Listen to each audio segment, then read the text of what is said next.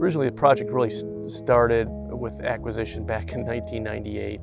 It just, it took a while for the planning, the permitting, the property acquisition. We finally, got to the point where August of 2015, we could breach or dig out the channel that drains this site, basically along the dike that we're currently sitting at right now. Very exciting. I was, running around, making sure that the water was going where it was supposed to go.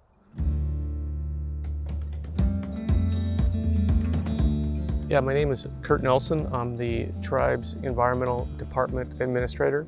I've worked for the Tulalip Tribes for close to 40 years. The Qwuloolt project is one of the largest projects I was involved in. 2004, when we first started this, this was a fallow farmland, or basically farmland that was not being used, that the tribes had mostly purchased in around 1998. If you looked at it then, it was basically grassland, what we call reed canary grass and blackberry. The purpose of the project and to flood it is important to young salmon as they migrate down the river. They will enter and feed on different bugs, what we call prey for the young salmon. They grow very rapidly, and that's what we want to see.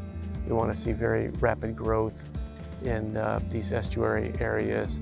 Also, this area provides kind of a brackish mixed salt freshwater that allows these young salmon who had been in freshwater up to that point to adjust to more marine or saltwater. Since the breaching, we've been focused on monitoring various aspects out here to see how it would evolve.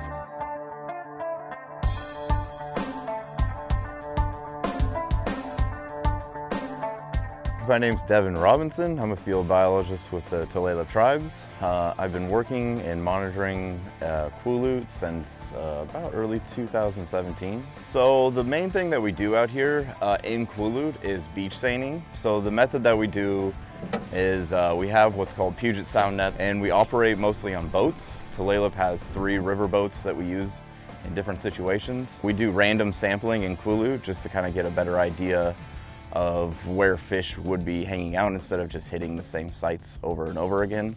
We'll pull up to anywhere alongside the channel, and we have someone hop out and hold the net, and then we'll slowly back the boat up and kind of do a half circle. Then we'll slowly pull in the net as a group, and then from there we kind of see what sort of fish are kind of utilizing that area at that time.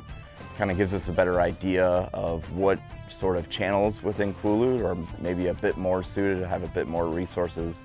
We come out every 2 weeks, and then once we get into the sort of September, October timeframe, we come out once a month just to get an idea of what fish are still utilizing this area. The salmon sort of utilization of this habitat has increased a lot. More channels have opened up, vegetation has come in a lot more. So there is a lot more food and resources available for salmon, and we do see not only a lot more salmon during that out-migration sort of time period, but we see a lot more salmon trying to rear in here for longer periods of time, which has been pretty cool to watch. Hi, my name is Michelle Topman, and I am the GIS specialist for the Natural Resources Department of the Tulalip Tribes. I have had the honor of watching how this site has progressed from a very muddy surface of mostly dead grasses to the beautiful vegetation that it is today. Some of the more vegetated areas with the cattail and the tule are pretty much swimming through grasses all day. If you go out to an area that has kind of some early successional or some of the creeping bent grass, that's a really nice day. You feel like you're kind of walking on a golf course, and it's quite pleasant. And then there's plenty of days that you end up in the deep mud, or you step into a channel and you find yourself thigh or more deep. So the pole that I carry is called an RTK GPS, which stands for real-time kinetic, which means that I'm getting correctional data in real time. With that information, we can actually get our accuracies down to sub-centimeter.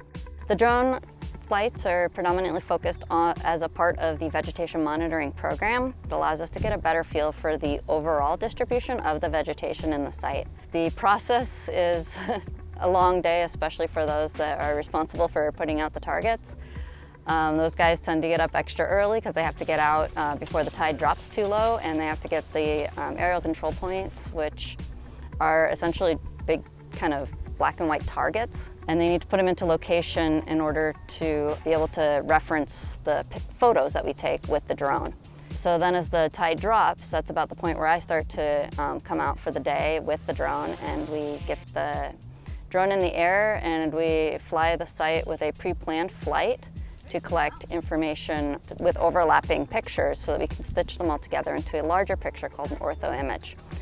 And that we can use then to look at the vegetation across the site. The reason that we have to get multiple samples is because there's high variability across the site. And so just one location would not give us the full story as to what's going on out here, and especially because we want to get elevation data that is correlative to the vegetation data that we're picking up. So we want to see that our vegetation data and our elevation data have some sort of relationship to each other. What you're seeing is mostly a succession of vegetation. So in the first year it was a lot of mudflat. By the second year we had some brass buttons, some other kind of early successional species arrive. And then now we're getting into the tule, the cattail, and the Carex lingbii, which we expect will be kind of in the decades realm, and in the very long term, we're hoping that there will be some Sitka spruce that come back as well, and we do see them already doing pretty well on some of the berms. One of the most important things with the vegetation is that the vegetation supports certain insect communities, and then those insect communities can then be food supplies for the salmon. I have learned that it's extremely difficult to walk through the mud. Low tides, the mud can be really unforgiving, and I know that if anyone's out walking through thick mud, that they're probably a pretty strong-willed person. No, we're pretty much out here regardless of rain, sunshine, bugs, cold weather. That kind of doesn't really stop us. Lightning will keep us inside because that's a safety concern at that point. If it can be done, we will be there. This is a pretty wonderful place to be a scientist. Estuary restoration is a fairly new activity. That's because we didn't really see the value of these wetlands and estuaries until recently. To see the fact that we are now recognizing that this is essential habitat for species that we care about and plant communities that we care about, and to be able to try to return it to what it once was is an amazing opportunity, but also an amazing opportunity for scientific research, because I hope that we continue to want to do more of these kinds of projects into the future. We have to know if they were successful and what we could have done better in order to, do our best moving forward. Qwuloolt will just continue to serve as sort of our first steps on how we would like to return this river back to its natural origins. There's a lot of area here that will continue to fill in with vegetation, and I expect to see just increasing numbers of salmon using this particular area. If you look off in the distance up the EB Slough, you will see a lot of trees in the distance. When we first started this particular project, that was the ultimate condition of this. We think that portions of this site will look like the treed landscape that you see behind me in 150, 200 years. This was built to not have to do a lot of maintenance, to let it just evolve, change over time with changing tidal levels. With sea level rise, we might not get as much of that forest area out here. It might be remain more marsh habitat. So that's something a change that we're expecting on the site. It's going to get better and better and better over time. What the tribe does, we work with others to restore salmon in the Snohomish Basin. It's going to take the effort of all of us. We try to work with local agencies, state agencies, federal agencies, landowners to try to restore habitats, to recover salmon. These projects just don't benefit Tulalip. We believe they benefit the whole greater community that's here.